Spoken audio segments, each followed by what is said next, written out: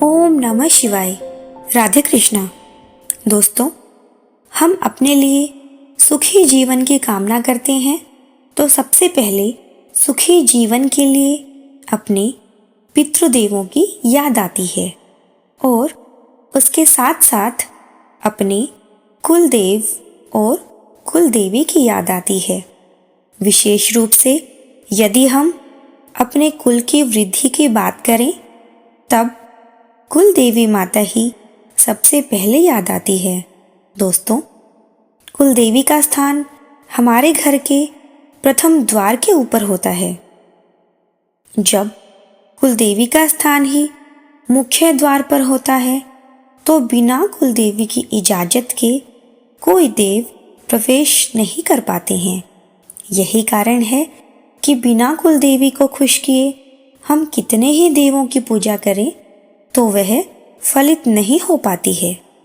तो चलिए अपनी कुलदेवी को खुश करने के लिए सुनते हैं कुलदेवी स्तोत्रम। श्री सिद्धि विनायकाय नमः। अथ श्री कुलदेवी स्तोत्रम। ओम नमस्ते श्री कुलदेवी कुलाराध्या कुलेश्वरी कुल संरक्षणी माता कौलिक ज्ञान प्रकाशिनी वंदे श्री कुल पूज्या कुलांबा कुल रक्षिणी वेद माता जगन माता लोक माता हितैषिणी आदिशक्ति समुद्भूता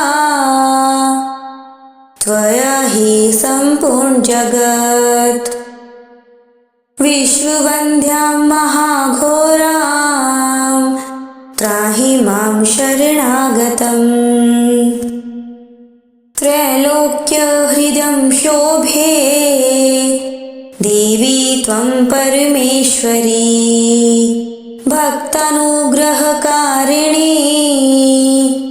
त्वं कुलदेवी नमोस्तुते महादेव प्रियंकरी बालानां हितकारिणी कुलवृद्धि करी माता त्राहि मां शरणागतम् चिदग्रिमण्डल संभुता राज्य वैभवकारिणी प्रकटितां सुरेशानी वन्दे त्वां राजगौरवम् त्वदीये कुले जातः त्वामेव शरणं गतः त्वद्वत्सलो अहम् आद्ये त्वं रक्ष रक्षाधुना पुत्रं देहि धनं देहि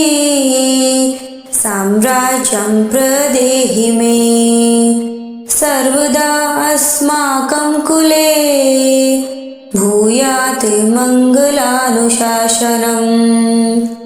कुले अष्टकम् इदं पुण्यं नित्यं यः सुकृति पठेत् तस्य वृद्धि कुले जातः प्रसन्ना परमेश्वरी। नमस्ते श्री कुलदेवी कुलाराध्या कुलेश्वरी कुल संरक्षणी माता कौलिक ज्ञान प्रकाशिनी वंदे श्री कुल पूज्या कुलांबा कुल रक्षिणी वेद माता जगन माता लोक माता हितैषिणी आदिशक्ति समुद्भूता त्वया हि संपूर्ण जगत् विश्ववन्द्यां महाघोरां त्राहि मां शरणागतम् त्रैलोक्य हृदयं शोभे देवी त्वं परमेश्वरी भक्तानुग्रहकारिणी त्वं कुलदेवी नमोऽस्तुते। महादेव प्रियङ्करी बालानां हितकारिणी कुलवृद्धिकरी माता त्राहि मां शरणागतम्।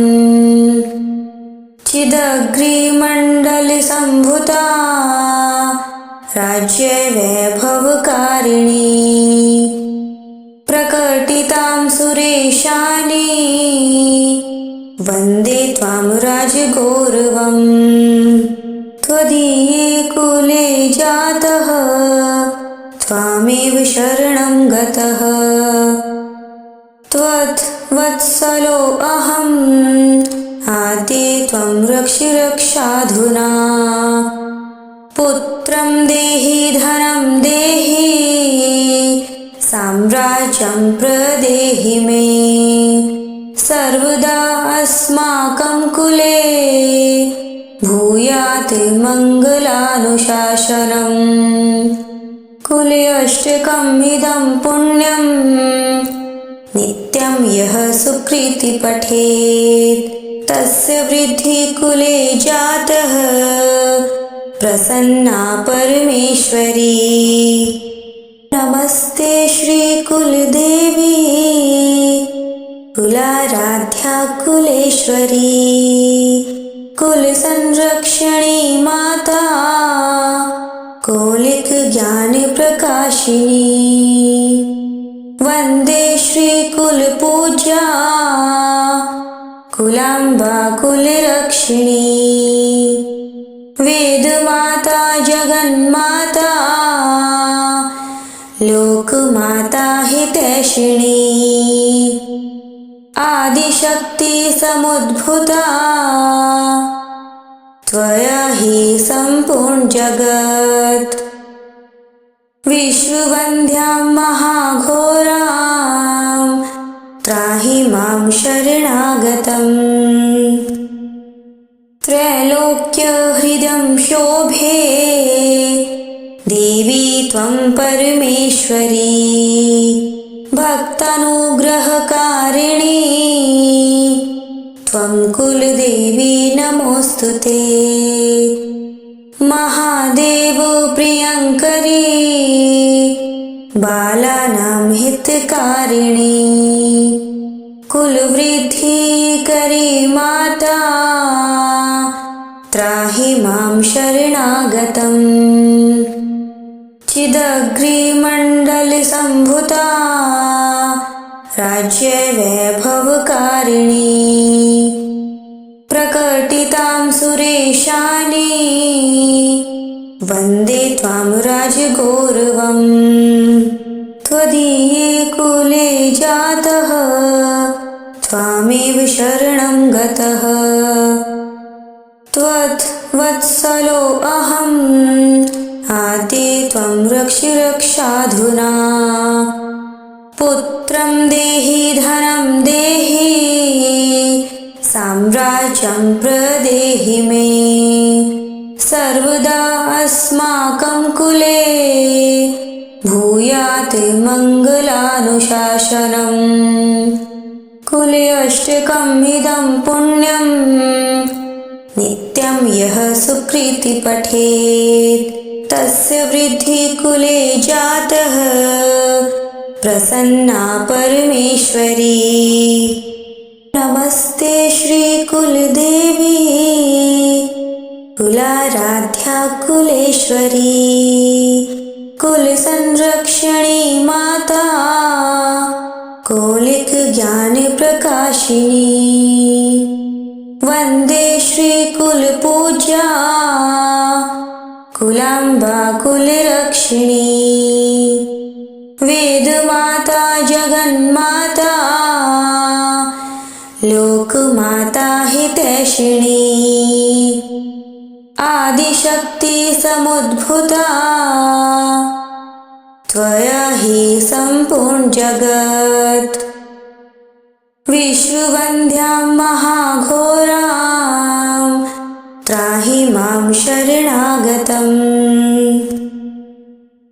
त्रैलोक्यहृदं शोभे देवी त्वं परमेश्वरी भक्तानुग्रहकारिणी त्वं कुलदेवी नमोऽस्तुते।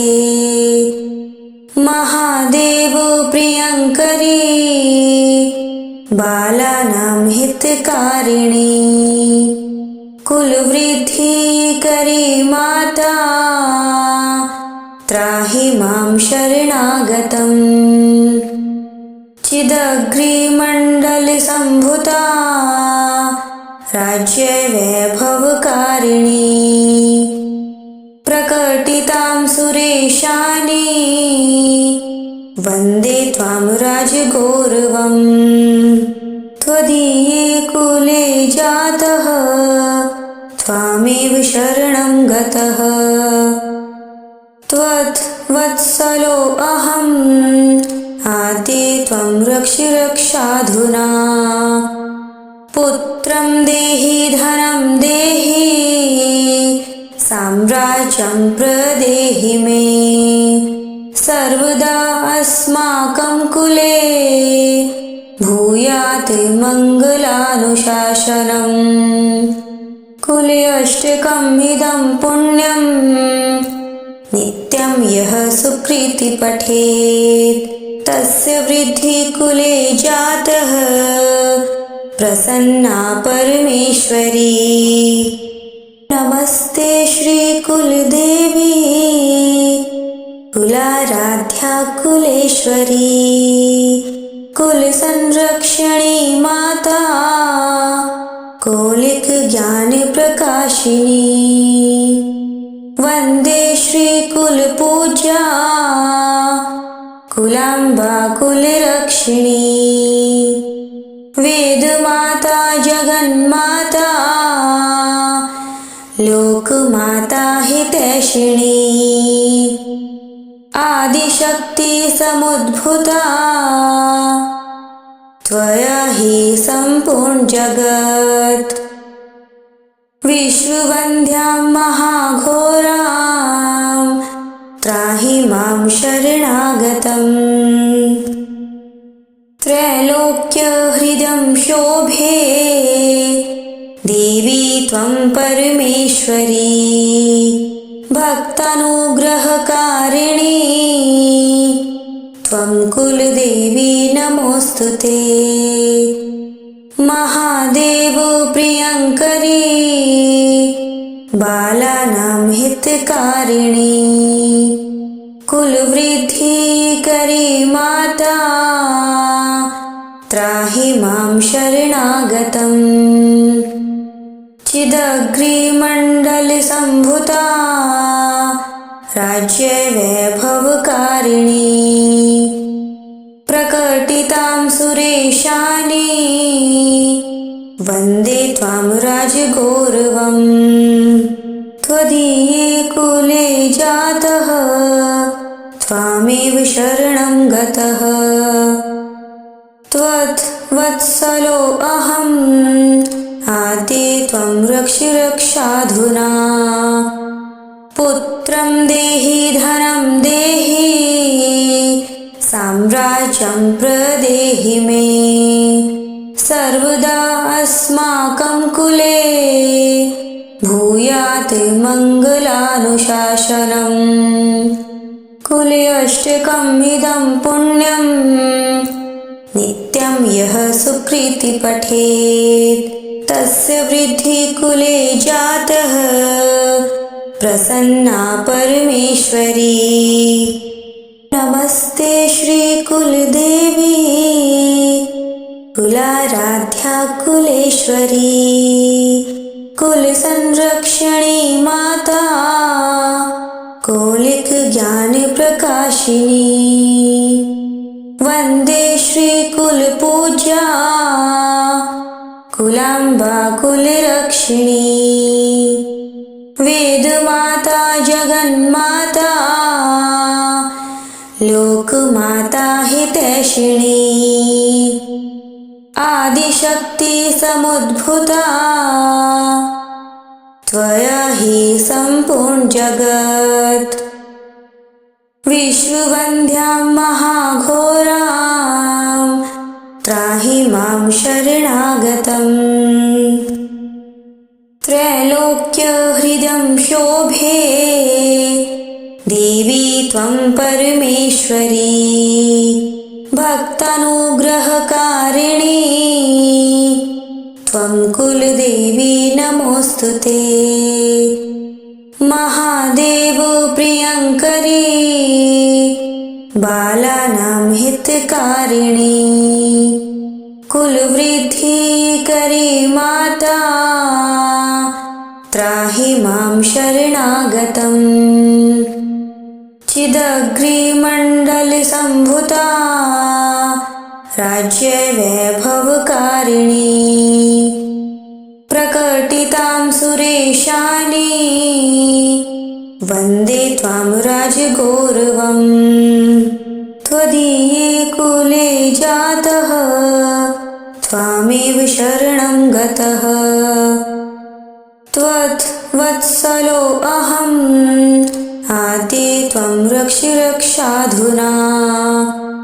पुत्रं देहि धनं देहि साम्राज्यं प्रदेहि मे, सर्वदा अस्माकं कुले भूयात् मङ्गलानुशासनम्। कुले अष्टकम् इदं पुण्यं नित्यं यः सुकृति पठेत्, तस्य वृद्धि कुले जातः प्रसन्ना परमेश्वरी। नमस्ते श्रीकुलदेवी कुलाराध्या कुलेश्वरी, कुलसंरक्षणी माता कौलिक ज्ञान प्रकाशिनी। वन्दे श्रीकुलपूज्या कुलाम्बा कुलरक्षिणी, वेदमाता जगन्माता लोकमाता हितैषिणी, आदिशक्ति समुद्भूता त्वया हि सम्पूर्ण जगत्। विश्ववन्द्यां महाघोरां त्राहि मां शरणागतम्। त्रैलोक्यहृदं शोभे देवी त्वं परमेश्वरी, भक्तानुग्रहकारिणी त्वं कुलदेवी नमोऽस्तुते। महादेव प्रियङ्करी बालानां हितकारिणी, कुलवृद्धिकरी माता त्राहि मां शरणागतम्। चिदग्निमण्डलसम्भूता राज्यवैभवकारिणी, प्रकटितां सुरेशानी वन्दे त्वां राजगौरवम्। त्वदीये कुले जातः त्वामेव शरणं गतः, त्वद्वत्सलो अहम् आद्ये त्वं रक्ष रक्षाधुना। पुत्रं देहि धनं देहि साम्राज्यं प्रदेहि मे, सर्वदा अस्माकं कुले भूयात् मङ्गलानुशासनम्। कुले अष्टकम् इदं पुण्यं नित्यं यः सुकृति पठेत्, तस्य वृद्धि कुले जातः प्रसन्ना परमेश्वरी। नमस्ते श्रीकुलदेवी कुलाराध्या कुलेश्वरी, कुलसंरक्षणी माता कौलिक ज्ञान प्रकाशिनी। वन्दे श्रीकुलपूज्या कुलाम्बा कुलरक्षिणी, वेदमाता जगन्माता लोकमाता हितैषिणी आदिशक्ति समुद्भूता त्वया हि सम्पूर्ण जगत् विश्ववन्द्यां महाघोरां त्राहि मां शरणागतम् त्रैलोक्यहृदं शोभे देवी त्वं परमेश्वरी भक्तानुग्रहकारिणी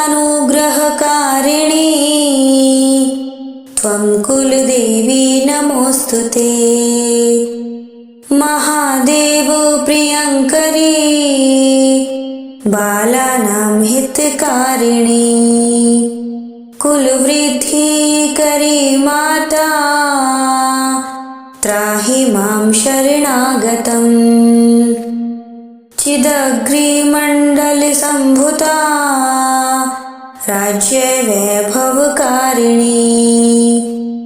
प्रकटितां सुरेशानी वन्दे त्वां राजगौरवम् त्वदीये कुले जातः त्वामेव शरणं गतः त्वत्वत्सलो अहम् आद्ये त्वं रक्ष रक्षाधुना पुत्रं देहि धनं देहि साम्राज्यं प्रदेहि मे सर्वदा अस्माकं कुले भूयात् मङ्गलानुशासनम् कुले अष्टकम् इदं पुण्यं नित्यं यः सुकृति पठेत् तस्य वृद्धि कुले जातः प्रसन्ना परमेश्वरी।